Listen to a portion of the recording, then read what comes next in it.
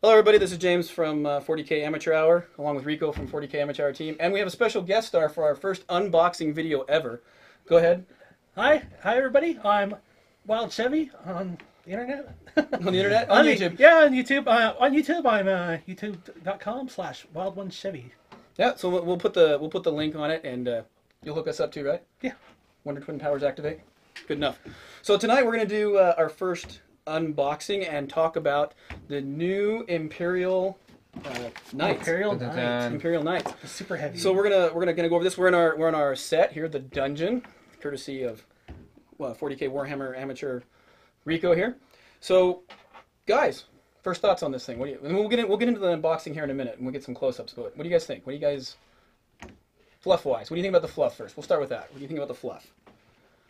Overall, it's impressive. I mean, these are the mini Titans we were all hoping for with Escalation and Apocalypse. They all look pretty cool. We've got the ones that are Imperial, and then we got the Free Blades, and we also have the Adeptus ones. The only thing looking at the fluff is all about the machine, not about the pilots. Mm-hmm. So that's pretty interesting.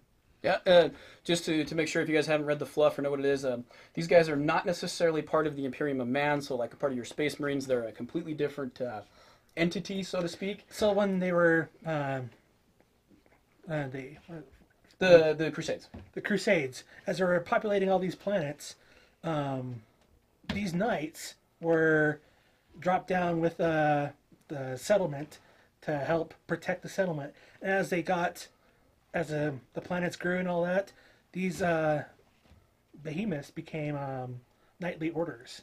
Yep, and underneath houses and yep. Such. And that's the difference between a knight, we should point out, a knight and a free blade. The free blade are mercenaries, so to speak, or ronin in the Japanese culture. They've broken, or they've either broken away from their family houses, or they've been in some type of battle where they're the only survivor. So they're running. So not knowing anything out of the Codex itself, we can assume maybe and say that because we have those free blades, that several different armies will be able to take these guys, not just. It's a good assumption.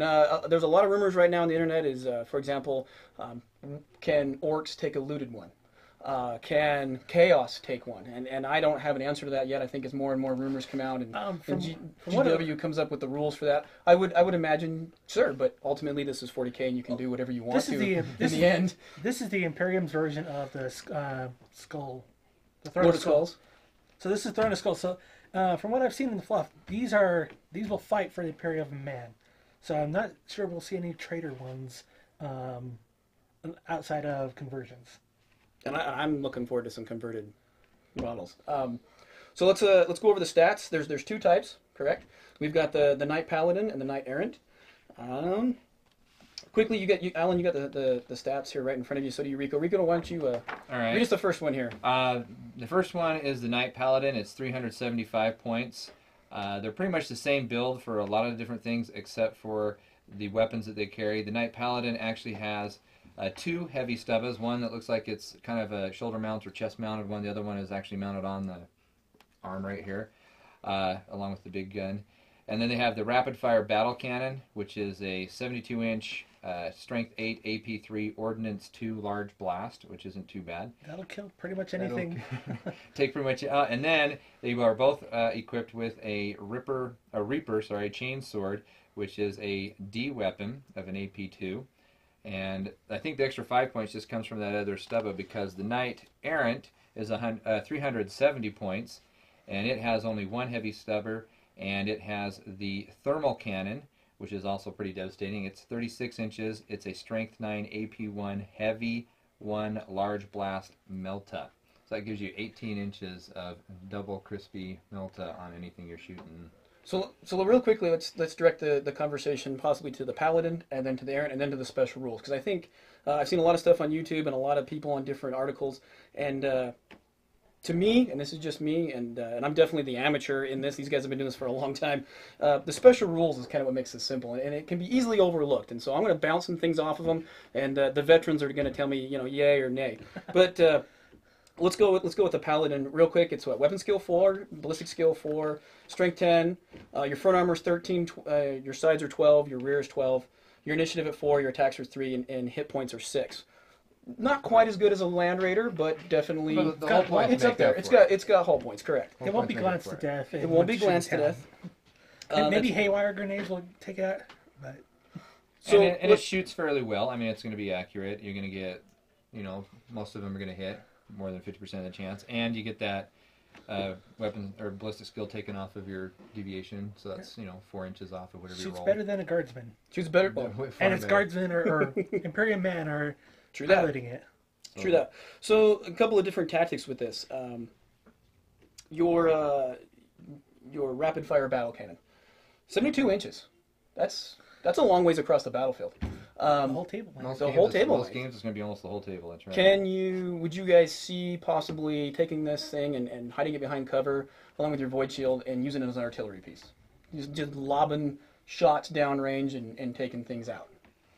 Do you think that's a variant or a viable option? It could, but if you only got one of these things, it can move and shoot. I'd be moving it in, taking the D-weapon chainsword and hitting every vehicle or whatever I could get my hands on with that. So you got the option of getting in close and turning it up, and also being able to shoot that thing pretty much anywhere on the table. So you're more of use the destroyer weapon as an assault. I would. I mean, the shields, the void shields that it has is an added protection. So it's going to be, your spearhead unit. This thing is going right up the board. It'll take out pretty much anything. Okay. And that was the other option, is obviously to use the destroyer weapon. And we're trying to give you as many different options as possible here. Heavy stubbers. Let's talk about the heavy stubbers. Kimmy will probably. Do you think they're just kind of forgetting the heavy stubbers? Do you think they're going to use? Do you think they just kind of threw them in there? Well, what can you guys do with the heavy stubbers? I just say with the rules of being basically the super heavy that it can target different things. I'd say run at this, take out a couple of the troops along the way or something else, or I'm running that tank, but I can still whittle down those guys over there. That's true. So you're talking about the special rule, relentless. Mm-hmm. You can shoot. No, I'm sorry. That's shooting an assault. But I'm sorry. It's the super heavy rule in escalation. It's not split fire, which in other words you have to roll for your initiative, correct? To pass that. So like your dark angels come down into your split fire, that doesn't count. This is you just get to shoot at multiple different targets. Like a Baneblade. A Baneblade can shoot every one of its weapons at something else. Correct. And so this guy can shoot at different targets too. Yep. So you got 2 of them. What about the theory that you're going to roll on 6s because it doesn't have Skyfire, but it gives you the option to maybe drop make a monstrous creature a grounding test. Yeah, you can make it. I would not use it for anti-flyers. Correct. I'm not saying it's a total anti-flyer, but I'm saying maybe something that they heavy stubber, because I'm thinking a lot of people I'm going to get a hold of this thing. I'm like, this is cool. I want to blow some stuff up. So I'm going to fire this cannon at a big unit. I'm going to get in. I'm going to chop stuff, and the heavy stubbers are there. Those are pretty. You're like, it's like a pistol. You're done shooting everything else, and then you pull out your pistol in a first-person shooter just to bang around before you reload your gun.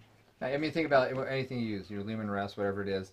You always shoot the big gun, and then you go, oh, hey, I might as well shoot the Stormbolter on the top too. Why? Because you can. Because you can. Never forget to shoot. If you can shoot it, shoot it. There's no harm, no foul. That's why I pay for it. Exactly. So this guy's with the battle cannon. This is your guys' choice for the front line. Spearhead, going for it.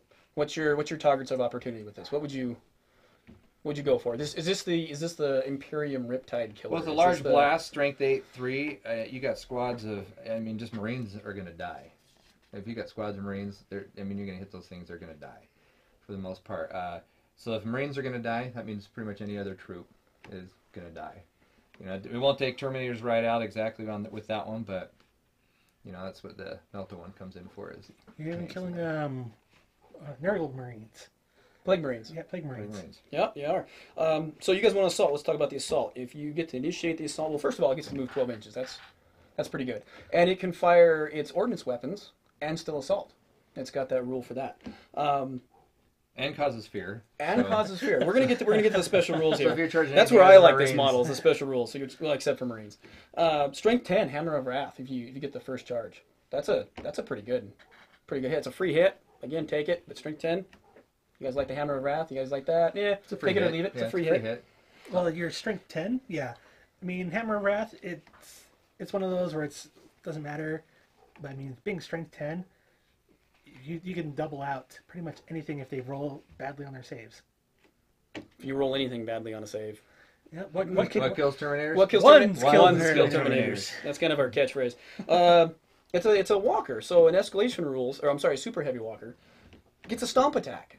If you read in the escalation rules, it doesn't quite say it, but you look at it, gets a stomp attack. What do you guys think about that? It'll kill all the little grublies. It will, yeah, and for those of you that are not familiar with the stomp attack rule, it's an escalation, and basically you roll a dice, and you get to see how many attacks you get, and then you put your templates over top of it.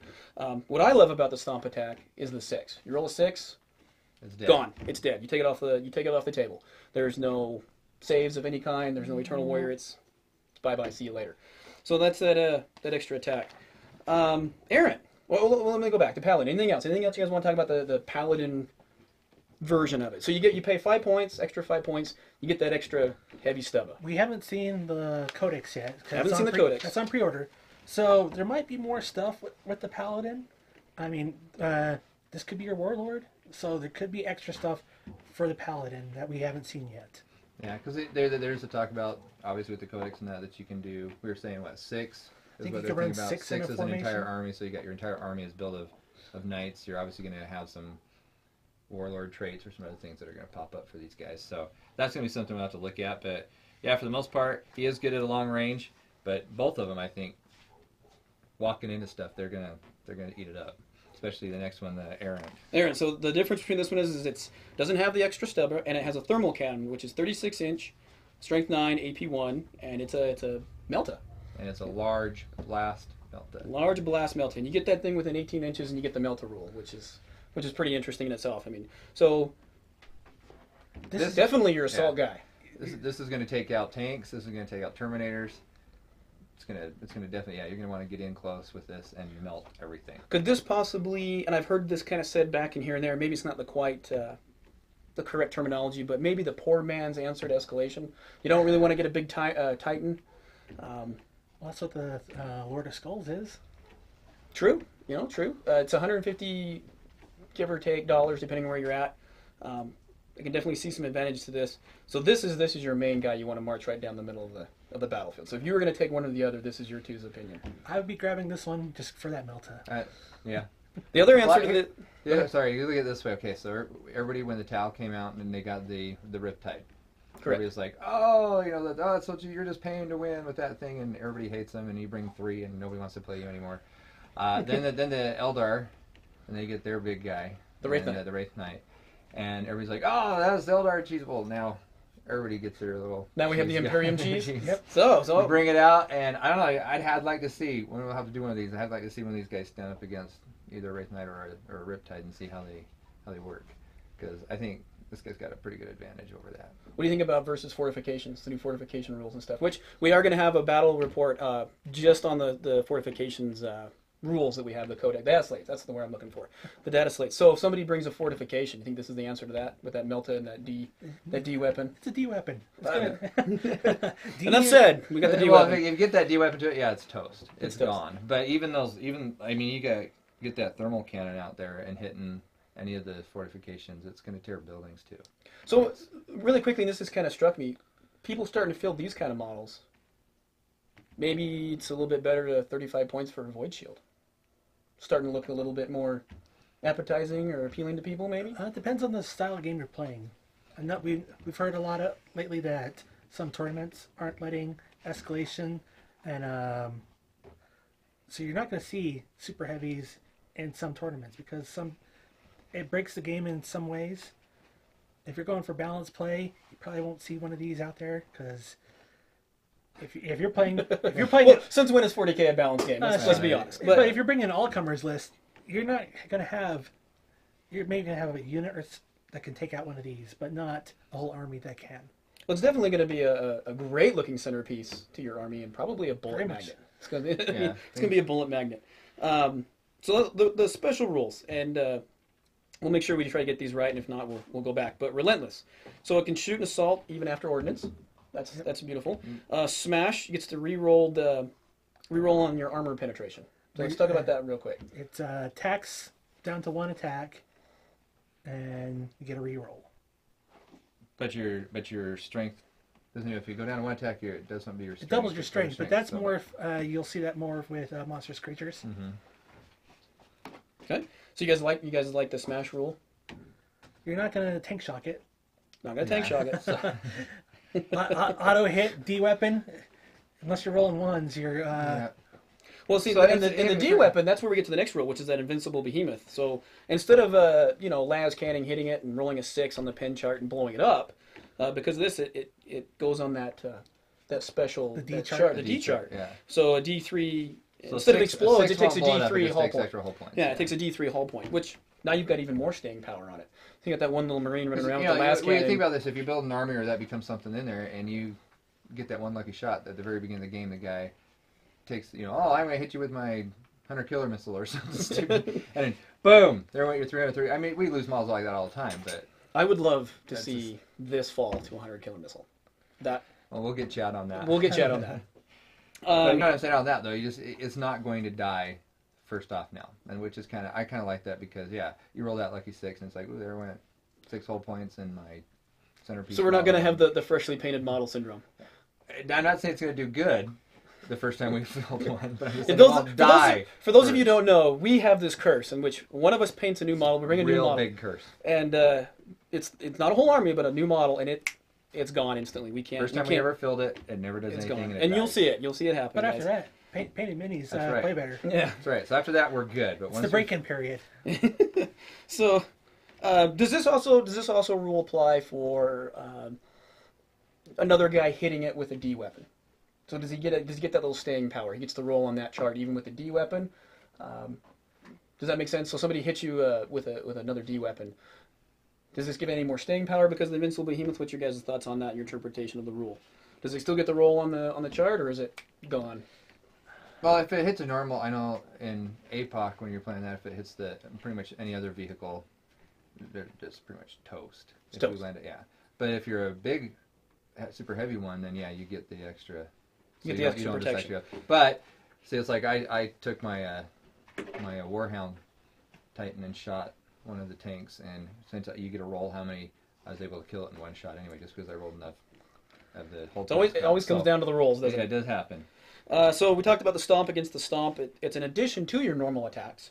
D3 stomps on the stomp table, and again, that 6 is beautiful. It's just Well, it's kind of like it's gone. There's nothing to do. with the Heldrake flyover, and you The get Vector Strike? Vector Strike. So you kind of get to walk over everybody before you shoot them.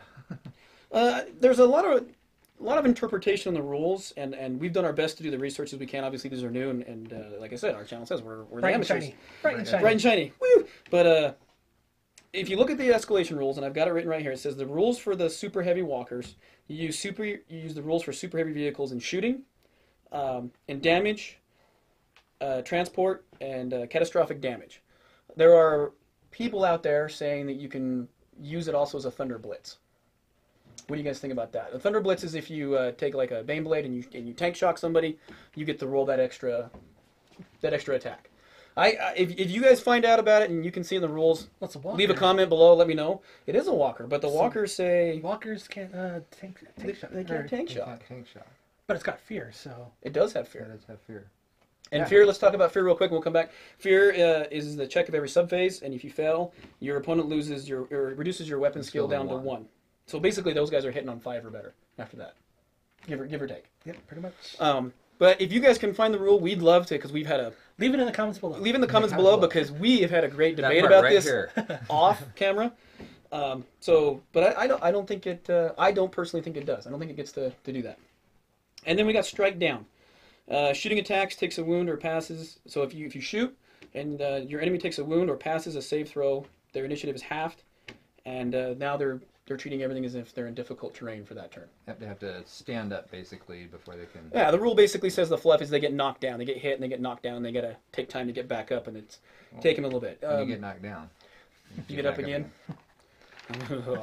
So, with that in mind, what else? Now you're definitely saying let's charge down the middle of this thing. I can start shooting at stuff. I can knock you down. I don't have to kill you, but I can knock you down. And notice, and here's the thing, guys. It says strike down. It doesn't say strike down for the battle cannon. It doesn't say strike down for the melta. It says strike down. So if a stubba hits you,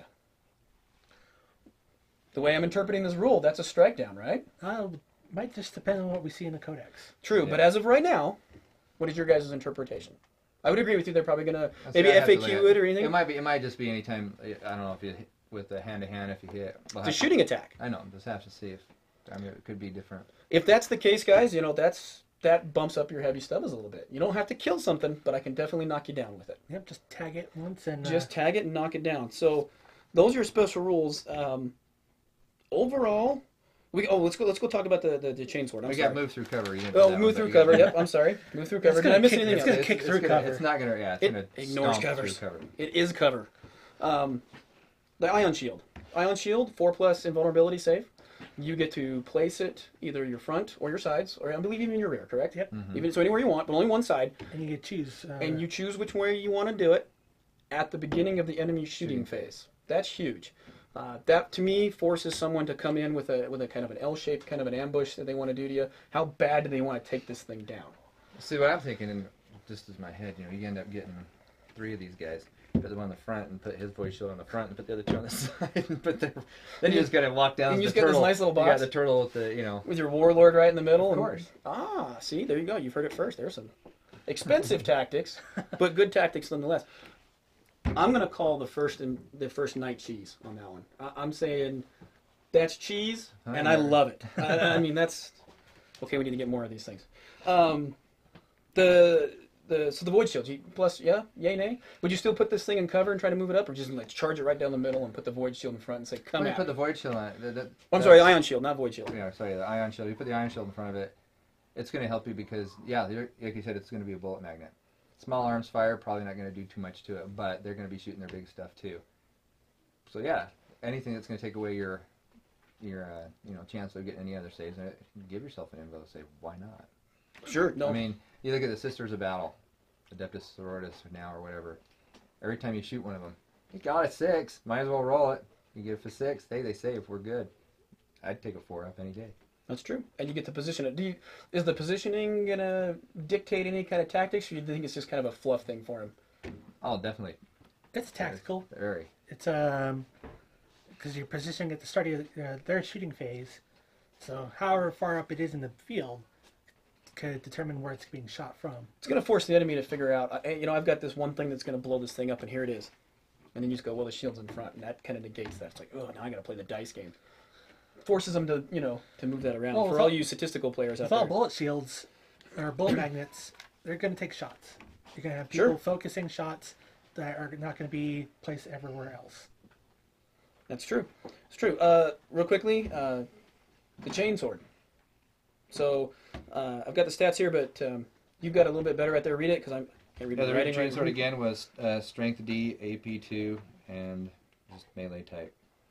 So it's going to destroy pretty much everything it comes in contact with. Titan killer? Yes or no? Well, it's going to hold its own against one. I mean, Terminators can take out a Titan if you got enough of them. But yeah, D weapon, it's going to hurt. Definitely. Definitely. So one of the interesting things we were talking off camera about this, and I'll bring it up. One of the interesting things is everybody says it's got one D weapon. I would almost say it almost has 2 D weapons. And here's the interesting thing. So when it does explode, if it does explode, it rolls on the catastrophic chart, which in itself is a 5-inch blast. That's a D strength. So do you guys consider that an extra D weapon kind of in your pocket? I mean, it's going to get destroyed. It destroys. You guys want to use it as close combat. So it's going to be right in the thick of things. You run up, they happen to kill you. You get to kill them and back. Well, you got it'd be an offense and a defensive D weapon. So Right. yeah, so would you So- kind of consider it as 2 D weapons? I mean, I that think would it's count as gonna everybody make- having yeah, one. it's gonna make the person, your opponent's gonna definitely think about who they're gonna charge up and try to take out in hand to hand. I mean, if I'm running, I don't know, let's say you got your chaos and you got, Karn the Destroyers out there or Betrayers out there, and he's running out there and he's hitting, and he's your warlord. If anything blows up, he's dead. Is that and the stomp attacks? Am I gonna run him up there then? Probably not. I think it'll make people think twice about what they put up there to take it out with. It's kind of one of those catch-22s. I gotta shoot this thing because I want to get near it because it's gonna go Nova on me, but I can't get through it because it's got such great armor. It's got hull points, and then it's got that 4+ invulnerability shield, and now it's in my face, and now I have to deal with it. Yay, take it out and Smurf. There went half my army. Well, it's like when my orcs took out Brother Simon. We don't want to talk about that. Oh, we do. Oh, I'd say it'd be great if we know somebody with the the Lord of Skulls. Send it up against and Battle Royale and see which one wins. And there you go. There you go. Then when it explodes, you got your last kind of kick in the face. Anything else you guys want to talk about before we get to the unboxing? No, let's open it. You guys want to open? I know they've been like itching at it, and I've been slapping their hands. All right, so let's unbox it. First of all, we've already opened it up, so it comes. Well, Mr. Chevy, you do this far better than we do. So you lead the way here, and we'll step out of the way. So And we got let the him new get... set of rules, or the new instruction guide. Pretty much everything you expect from GW. Does it look complicated to put together? It kind of does from our point. I don't know how well you guys can see. From checking the website, Games Workshop has put out a 4-series painting building guide for this. So Nice. go have to check it out on their webpage or channel. And then towards Let me help you out here. yeah. So we've got the regular building, and then towards the back we have the fluff section, as you would say. It's got everything showing off where the placement of all your decals are for however you want to run your knight. You're nice. So total instruction pages, more than 5. I'll count. They'll open the box. How's that? All right, let's open this bad boy up. First thing we see, it's got a sleeve now. Sleeve. And look at the size of that base. It's a lot bigger than your Monstrous Creature base. Oh yeah. 12 instruction pages. Grab the riptide real fast. Let's grab the riptide over here. Let's see what it. Oh, it's smaller. Yeah. The riptide's smaller. There's a comparison of your Look at bases. the- I don't know if you There can you see go. that or not. Let's see. So it's definitely larger. a lot bigger base than we've seen before. Here we got the first sprue. Got the shoulder pads, the main canopy for the cockpit, your arm joints. Those are pretty good sized heavy stubbers. I mean, Yeah. So they're fluff not wise, yay long. fluff wise, the guy inside is basically kind of the knight, and this is his sort of his armor. So there's supposedly like one guy piloting it, right? One guy piloting it, and he's like He's had it for most of his life. neurally joined to it. Here's our second one. There's your chainsaw. chain. That's beautiful. And There's there's your the battle cannon. battle cannon. We've got the melta-gun. Mm.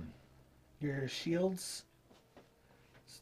2 head variants. And it comes with 2 or 3.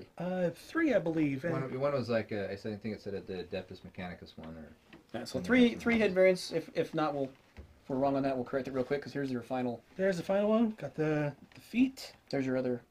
There's the other and then we've got the faceplate, or there's a faceplate, there's the head that goes underneath it. So you've got your head, and then you have a choice of 3 face plates, knight helms, if you will, to go over top of that. It's an impressive model. I like it. And look at the size of the feet. yeah, Well, that's why you get the stomp attacks, That's right? That's some big feet. nice armor plates. This will be pretty easy, nicely to paint up. Mm-hmm. And then lastly, we got the brand new transfer sheet. We can't get out. And there's a box. So it comes with looks like 4 houses. The You great got houses. House Terran, House Raven, and then you got the Adeptus, and also your free blades. Very nice. Then they are offering, if I can find it where it was real fast. It was up here at the front, wasn't it? They are offering another one that you can. Oh yeah, it's on Purchase. pre-order right now. Which Pre-order, you can get is- another decal sheet. Which one's which? That's this one. Okay, so this one you can actually get another one that has the different other houses and the Free free blades. blades. A little bit different. Comes with some. I was reading up on it. Comes with some kill counters. You can put like World War II pilots. You can put on there different heraldry. Really, the options for this thing is limitless, and I'm looking forward to seeing some works in progress with this, and definitely to see your work in progress. Let us know because we know Yeah, we'll see. we know you're a painter. So and we know look you're forward going home tonight and putting it together, Uh, right? We'll see.